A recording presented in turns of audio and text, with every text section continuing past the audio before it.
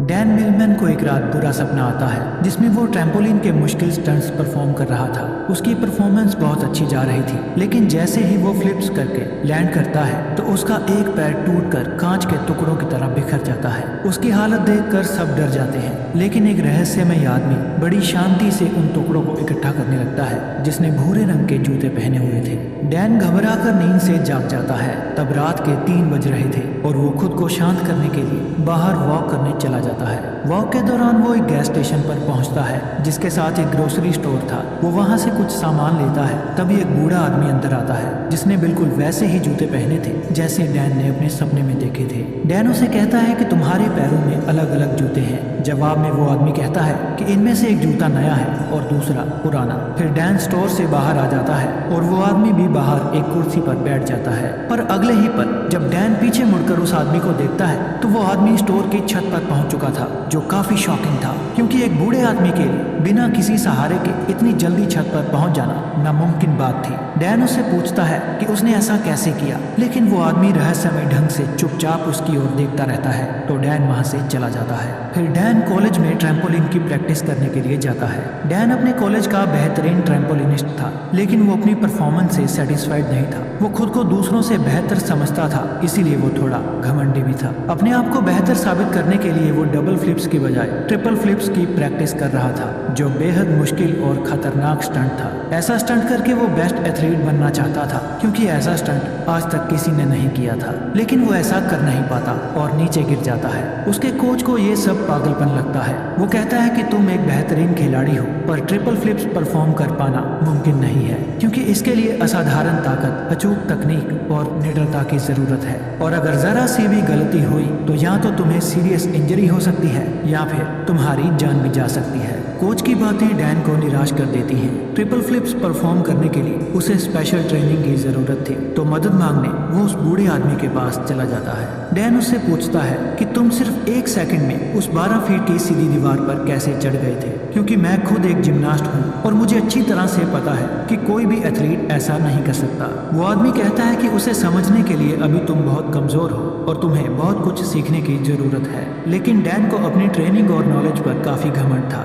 इसीलिए वो कहता है मुझे हर चीज की नॉलेज है और तुम मुझसे कोई भी सवाल पूछ सकते हो। तो वो आदमी उससे पूछता है क्या तुम खुश हो। डैन को ये सवाल फिजूल लगता है, फिर भी वो कहता है मेरे डैड के पास ढेर सारा पैसा है, पढ़ाई में मुझे बढ़िया ग्रेड्स मिलते हैं, मेरे अच्छे दोस्त हैं, मैं देखने में भी सुंदर हूँ और लड़कियां मुझे पाने के लिए मरती हैं। जवाब में वो आदमी कहता है कि अगर तुम्हारे पास सब कुछ है तो फिर तुम रात में सो क्यों नहीं पाते, क्योंकि कल भी तुम रात के 3 बजे मेरे पास आए थे और आज फिर तुम 3 बजे यहाँ आए हो। उसकी बातें सुनकर डैन उसकी तुलना महान फिलोसफर सोक्रेटिस के साथ करने लगता है और उसे सोक्रेटिस के नाम से ही बुलाने लगता है। इसके बाद वो आदमी पूछता है कि अगर तुम ओलंपिक टीम का हिस्सा ना होते तो तुम क्या करते। ये सवाल डैन को अंदर से हिलाकर रख देता है, क्योंकि उसने ओलंपिक के अलावा कुछ भी सोचा नहीं था। पर उस आदमी ने ये सवाल पूछा क्यों। डैन को लगता है कि वो आदमी संकी है, तो घबराकर डैन वहां से चला जाता है और उसे भूलने की कोशिश करने लगता है। अपनी रोजमर्रा की जिंदगी की तरह वो अपने दोस्तों के साथ क्लब में एंजॉय करता है, शराब पीता है और लड़कियों को इम्प्रेस करके रात में उनके साथ वक्त बिताता है। पर इसी दौरान अचानक से सिर्फ एक पल के लिए सोक्रेटिस उसके सामने आ जाता है, जो एक इशारा था ताकि डैन अपनी हरकतें सुधार सके। तो डैन सोक्रेटिस से मिलने उसके पास चला जाता है। उन दोनों में थोड़ी बातचीत के बाद जॉय नाम की लड़की खाना लेकर आती है। फिर वो दोनों खाना खाने लगते हैं। तब डैन अपने मुंह में खाना ठूसने लगता है और जल्दी जल्दी खाने लगता है, लेकिन सोक्रेटिस कहता है कि तुम्हें अपना खाना आराम से एंजॉय करके खाना चाहिए। वो कहता है कि तुम में बहुत सी गलत आदतें हैं और अगर तुम मुझसे ट्रेनिंग करना चाहते हो तो no TV, no meat, no alcohol, no drugs and no physical relationships. लेकिन डैन को अपनी ट्रेनिंग पर काफी घमंड था, तो सोक्रेटिस उसे सिर्फ 5 मिनट के लिए स्क्वाट पोजीशन में खड़ा रहने के लिए चैलेंज करता है, जो देखने में तो सिंपल लगता है, लेकिन उन 5 मिनट में डैन का सब्र जवाब देने लगता है और वो टेबल से गिर जाता है। अपना घमंड टूटने और खुद को बेइज्जत महसूस करने के बाद डैन गुस्से में वहां से जाने लगता है। तो सोक्रेटिस कहता है सेल्फ एक्सपीरियंस हमें बहुत सी नई चीजें सिखाता है, हमारे अंदर हर सवाल का जवाब है, इसीलिए बाहर से सोचना बंद करो और अपने अंदर अपने सेल्फ एक्सपीरियंस से उनके जवाब ढूंढो, फिर तुम्हें पता चलेगा कि तुम रात को इसलिए नहीं सो पाते क्योंकि तुम अंदर से खाली हो और तुम्हें खुद के खालीपन से डर लगता है। वो ये भी कहता है कि एक योद्धा के लिए शरीर और दिमाग दोनों पर नियंत्रण होना बहुत जरूरी है और वो डैन को एक वॉरियर यानी एक योद्धा की तरह ट्रेन करने के लिए मान जाता है। अगले दिन डैन जब कॉलेज आता है तो उसे पता चलता है कि उसके दोस्त काइल के हाथ में प्रैक्टिस के दौरान फ्रैक्चर आ गया है और अब काइल ओलंपिक में क्वालिफाई नहीं कर पाएगा। टीम का कोच इस बात से परेशान था क्योंकि काइल पॉमेल हॉर्स जिम्नास्ट में सबसे बेहतरीन खिलाड़ी था। रात को डैन फिर से सोक्रेटिस से मिलने जाता है। सोक्रेटिस एक गाड़ी ठीक कर रहा था और वो डैन से रेंच मांगता है। डैन जानबूझकर रेंच को उसकी तरफ तेजी से फेंकता है लेकिन सोक्रेटिस बिना उसकी तरफ देखे बड़ी आसानी से उसे कैच कर लेता है। डैन दोबारा से ऐसा करता है और सोक्रेटिस फिर से उसे कैच कर लेता है। सोक्रेटिस कहता है, हमारे दिमाग में लाखों बेतुके विचार चलते रहते हैं जो हमारे लक्ष्य को धुंधला बनाकर हमें भटका देते हैं। फिर वो डैन को थप्पड़ मारकर उकसाता है और जवाब में उसे पंच मारने के लिए कहता है। पहले तो डैन शांत रहता है लेकिन जब वो सोक्रेटिस पर हमला करता है तो सोक्रेटिस उसे बड़े आराम से हरा देता है। फिर वो कहता है कि अपने लक्ष्य के अलावा जो कुछ भी तुम्हारे दिमाग में चल रहा है वो सब बेकार है। उस कचरे को अपने दिमाग से बाहर निकाल दो और कल सुबह उसे कैंपस में ब्रिज के पास बुलाता है। अगले दिन जब डैन ब्रिज के पास पहुंचता है तो सोक्रेटिस उसे धक्का देकर पानी में गिरा देता है। गुस्से में डैन उस पर चिल्लाने लगता है। तब सोक्रेटिस कहता है, जब तुम नीचे गिर रहे थे तब तुम्हारा दिमाग बिल्कुल खाली था और अब फिर से उसमें कचरा भर चुका है। डैन गुस्से में कहता है, मेरे दिमाग में कोई कचरा नहीं भरा है। तो सोक्रेटिस डैन के माइंड को कंट्रोल करके वो सब देखने लगता है जो उसके दिमाग में चल रहा था। फिर वो कहता है, अगर तुम अपना ध्यान इन फिजूल के विचारों में रखोगे तो तुम प्रेजेंट मोमेंट को जी नहीं पाओगे और जब तुम अपना सारा ध्यान प्रेजेंट मोमेंट पर रखोगे तो फिर तुम्हें पता चलेगा कि तुम क्या क्या कर सकते हो और कितने अच्छे से कर सकते हो। काइल को चोट लगने के बाद कोच पॉमेल हॉर्स की परफॉर्मेंस के लिए सब खिलाड़ियों का टेस्ट ले रहा था। इस दौरान डैन सोक्रेटिस के सिखाए तरीके से अपने ध्यान को फोकस करने में कामयाब हो जाता है और पूरे फोकस के साथ पॉमेल हॉर्स की एक्सीलेंट परफॉर्मेंस करके दिखाता है जो शायद काइल से भी बेहतर थी। सब लोग डैन की वो परफॉर्मेंस देखकर हैरान रह जाते हैं। फिर उस रात डैन सोक्रेटिस को सारी बात बताता है। वो बहुत खुश था, उसे अपनी परफॉर्मेंस पर नाज था क्योंकि दूसरे खिलाड़ी उससे जलने लगे थे। लेकिन सोक्रेटिस को उसकी बातों में कोई दिलचस्पी नहीं थी। वो कहता है कि तुम अभी भी पास्ट में जी रहे हो और तुम्हें अपनी परफॉर्मेंस पर घमंड भी है। इसका मतलब तुम अभी कुछ नहीं सीखे। इतना कहकर वो उसे घर जाने के लिए कहता है और आज रात उसे कुछ भी सिखाने से मना कर देता है। लेकिन यहाँ कुछ अजीब होता है।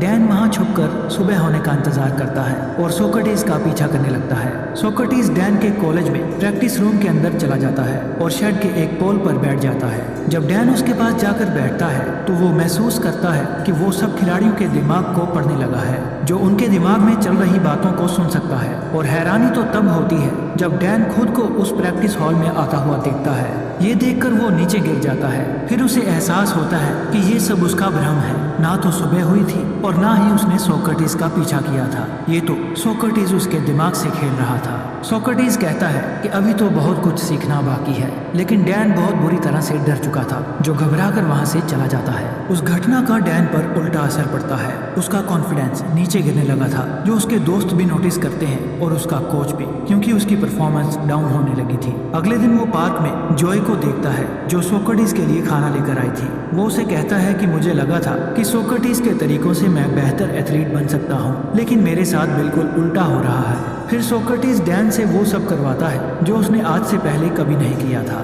जैसे कि कचरा साफ करना, लोगों की गाड़ी में पेट्रोल भरना, टॉयलेट साफ करना और no TV, no alcohol, no meat, no drugs और नो फिजिकल रिलेशनशिप्स। डैन ये सब कर तो रहा था, लेकिन उसे ये सब फिजूल लग रहा था। उसकी परफॉर्मेंस इंप्रूव होने की बजाय और खराब होती जा रही थी, क्योंकि वो सोक्रेटिस की टीचिंग्स को समझ नहीं पा रहा था। और एक दिन तंग आकर वो सोक्रेटिस से झगड़ने लगता है। वो कहता है कि टॉयलेट साफ करके मैं कौन सा योद्धा बन सकता हूँ, लेकिन सोक्रेटिस कहता है कि मैं तुम्हें किसी भी कंडीशन में मेडिटेट करना सिखा रहा था और इससे तुम्हारा घमंड और बुरी आदतें कम हो जाएंगी। पर डैन का गुस्सा बढ़ता ही जा रहा था। वो कहता है कि तुमने पहले दिन मुझसे पूछा था कि क्या मैं खुश हूँ, तो आज मैं तुमसे पूछता हूँ कि क्या तुम इस बेकार गैस स्टेशन में खुश हो। दरअसल डैन को लगता है कि सोक्रेटिस एक लूजर है जो अपनी जिंदगी में ज्यादा पैसे कमाकर कामयाब नहीं हो पाया और उसकी फिलॉसफी से भरी बातें सुनकर वो गलती से उसके जाल में फंस गया है। सोक्रेटिस उसे अपने इमोशंस को कंट्रोल करने के लिए कहता है, लेकिन डैन तो उसकी एक भी सुनने को तैयार नहीं था। और गुस्से में वो सोक्रेटिस से कहता है कि मैं अपनी खुशी खुद ही तलाश कर लूंगा और अपनी ट्रेनिंग छोड़कर वहां से चला जाता है। अफसोस डैन ये समझ नहीं पाया कि सोक्रेटिस उसे सर्विस टू अदर्स यानी निस्वार्थ भाव से दूसरों की सेवा करना सिखा रहा था, जिससे उसका घमंड कम हो सकता था। खैर, डैन ने फिर से अपनी पुरानी लाइफस्टाइल को अपना लिया था, जैसे कि क्लब में शराब पीना, मीट खाना, लड़कियों के साथ सोना और तेज रफ्तार मोटरसाइकिल चलाना। और एक दिन जब वो अपनी तेज रफ्तार मोटरसाइकिल पर बैठकर कहीं जा रहा था, तब उसका एक गाड़ी के साथ एक्सीडेंट हो जाता है और वो कुछ फीट हवा में उछलकर दूर जाकर गिरता है। तब कांच के टुकड़े वैसे ही टूटते हैं जैसा उसने अपने सपने में देखा था। फिर हॉस्पिटल में डॉक्टर उसे बताता है कि उसकी दाहिनी टांग की हड्डी सिर्फ टूटी नहीं है, बल्कि वो चकनाचूर हो चुकी है, जिसके अलग अलग 17 फ्रैक्चर हो चुके हैं और इसी वजह से ऑपरेशन के दौरान उसकी टांग में एक स्टील की रोड भी डालनी पड़ी है। डॉक्टर कहता है कि अगर तुमने ठीक से अपना ख्याल रखा तो तुम 1-2 महीनों में अपने पैरों पर चलने लगोगे, सिर्फ चलने। डैन को पता चल चुका था कि उसका ओलंपिक में जाना लगभग नामुमकिन हो चुका है, क्योंकि उसे चलने के लिए भी बैसाखी का सहारा लेना पड़ता था और उसकी ट्रेनिंग भी पूरी तरह से बंद हो चुकी थी। टांग टूटने के बाद अब उसका घमंड भी टूट चुका था। फिर एक दिन जॉय उससे मिलती है। उसे डैन की फिक्र हो रही थी, क्योंकि ओलंपिक में जाने का उसका सपना टूट चुका था। उन दोनों में अच्छी अंडरस्टैंडिंग थी और वो दोनों एक दूसरे को पसंद करने लगे थे। अपने सपने को वो यूं ही टूटते हुए नहीं देखना चाहता था, इसीलिए वो अपने कोच से मिलता है और कहता है कि मैं 3rd राउंड से तो चूक जाऊंगा, लेकिन 8 महीने बाद फाइनल क्वालिफायर राउंड है और मैं उसमें परफॉर्म करूंगा, जिसके लिए उसने ओलंपिक कमेटी में पिटीशन भी फाइल कर दी है। लेकिन कोच को उसकी हालत देखकर लगता है कि डैन अब कभी भी कंपटीशन में हिस्सा नहीं ले पाएगा, क्योंकि उसके पैर में स्टील की रोड डली है और डॉक्टर्स ने भी उसे ट्रेनिंग करने से मना किया है। अपने सपने को टूटता हुआ देखकर डैन गुस्से से भर जाता है और वो अपनी ट्रॉफीज को तोड़ने लगता है। ये दौर उसकी जिंदगी का सबसे मुश्किल दौर था। उसका सब कुछ बर्बाद हो चुका था। अब उसके जिंदा रहने का कोई मकसद नहीं था, तो अपनी जिंदगी खत्म करने के लिए वो एक ऊंचे क्लॉक टावर पर चढ़ जाता है। इससे पहले कि वो नीचे कूद पाता, वहाँ कुछ अजीब होता है। उसे एक शख्स नजर आता है जो और कोई नहीं बल्कि उसकी खुद की ही एक रिफ्लेक्शन थी। वो परछाई उसके घमंड, उसके गुस्से, उसके डर, उसके डाउट्स और उसके अंदर चल रही उथल पुथल को दर्शाती है। वो और कोई नहीं बल्कि उसी के अंदर का शैतान था। वो डैन को नीचे कूदने के लिए खींच रहा था। डैन समझ जाता है कि अगर वो अपने अंदर की सभी बुराइयों को खत्म कर देगा तो उसके अंदर शांति आ जाएगी। तभी वो शैतान नीचे गिरकर हमेशा के लिए खत्म हो जाता है। लेकिन ये सब तो बस उसका एक सपना था। वो शैतान तो अभी भी उसके अंदर ही था। उसने अपने सपने के जरिए अपनी जिंदगी की सच्चाई को देखा था, तो मदद मांगने वो सोक्रेटिस के पास चला जाता है। डैन सोक्रेटिस के पास जाकर रोने लगता है। सोक्रेटिस कहता है हर चीज का एक मकसद होता है। वो डैन से कहता है कि अब तुम्हें अपने सवालों के जवाब अपने अंदर से ही ढूंढने पड़ेंगे और जब तक तुम्हें अपने अंदर से कोई खास जवाब नहीं मिलता तब तक तुम उस पुरानी कार के ऊपर बैठे रहो। डैन वहाँ बैठकर सोचने लगता है। उसके पास टाइम तो बहुत था, लेकिन वो क्या सोचे उसे ये मालूम नहीं था। वो बार बार अपने नए जवाब के साथ सोक्रेटिस से मिलता है, लेकिन हर बार सोक्रेटिस उसके जवाब से सेटिस्फाई नहीं होता। फिर सारी रात सोचने के बाद जब सुबह वो एक कपल को देखता है तो उसे अपना जवाब मिलता है कि हमारी जिंदगी का एक एक पल बहुत खास है, हमें अपनी जिंदगी की कद्र करनी चाहिए। उसका ये जवाब सुनकर सोक्रेटिस खुश हो जाता है। डैन को अपनी जिंदगी की कीमत पता चल चुकी थी। अब क्लॉक टावर से कूदने के ख्याल उसके दिमाग में नहीं आएंगे। सोक्रेटिस के साथ रहते हुए वो बहुत सी बातें सीखता है। सोक्रेटिस उसके अंदर फिर से जीने की आशा भरता है और अपनी जिंदगी फिर से शुरू करने के लिए उसे इंस्पायर करता है। फिर एक दिन डैन अपने दोस्तों से मिलता है और पास्ट में अपने बुरे बिहेवियर के लिए उनसे माफी मांगता है। उसके दोस्त डैन का ये रूप देखकर हैरान हो जाते हैं। सोक्रेटिस के विचारों ने डैन को पूरी तरह से बदल दिया था और एक दिन डैन सोक्रेटिस से कहता है कि वो उसी की तरह लोगों की निस्वार्थ भाव से सेवा करने के लिए तैयार है।